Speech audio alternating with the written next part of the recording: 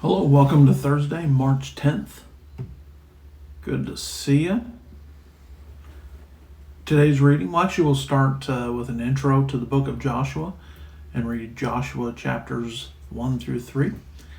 So let's hit it. All right, so Joshua is the first of 12 historical books. We just finished the Pentateuch, the books of Moses, the first 5 books of the Bible, the books of the law. So the Jews left Egypt. They crossed the Red Sea, came to Kadesh Barnea, refused to go in, spent 40 years in the wilderness.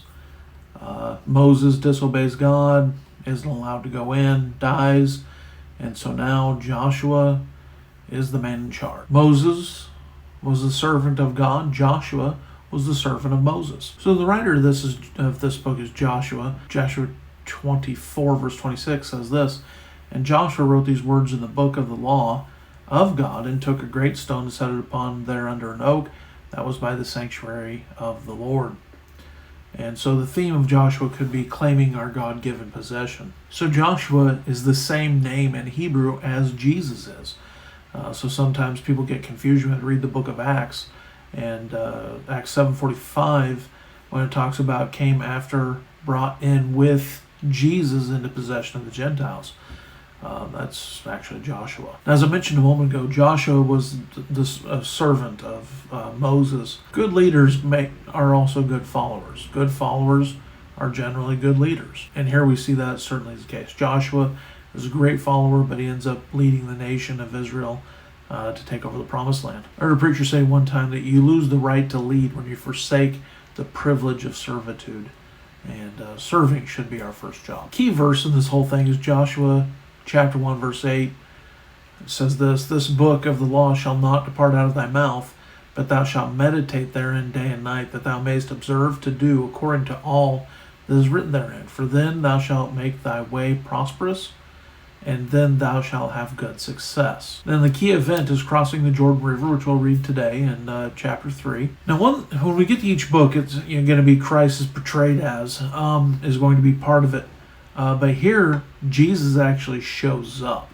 And right there, if you look at chapter 5, verses 13 through 15, that is Jesus, the captain of the host. It's going to be one of my favorite little tidbits of scripture there. But we'll read that tomorrow. Christ is also portrayed in the Scarlet Thread that is used by Rahab to let the men down and also to protect her house. And so this was written shortly after it happened. Joshua chapter 6, we'll read that tomorrow.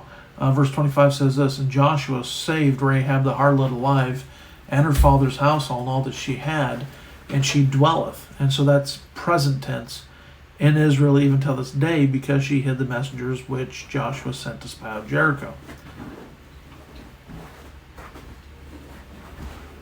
Turned into a beehive of activity back there. So the time covered in this book is 15 years, 1 month.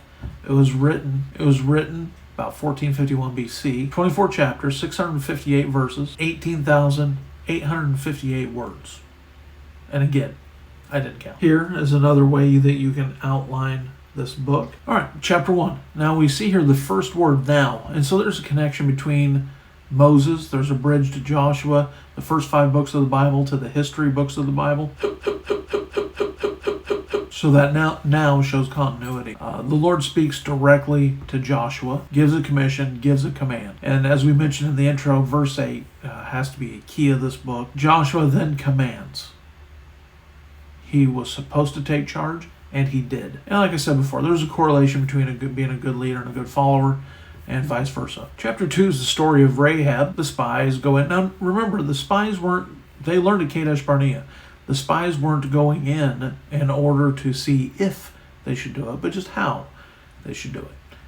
And Rahab here ends up saving herself and her family, and ends up being Boaz's mom and in the lineage of Jesus Christ himself. Rahab's also mentioned in Hebrews chapter 11 in the Hall of Faith, and again mentioned the Scarlet Thread.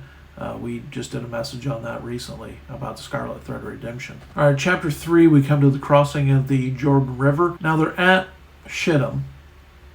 Don't giggle when you say that.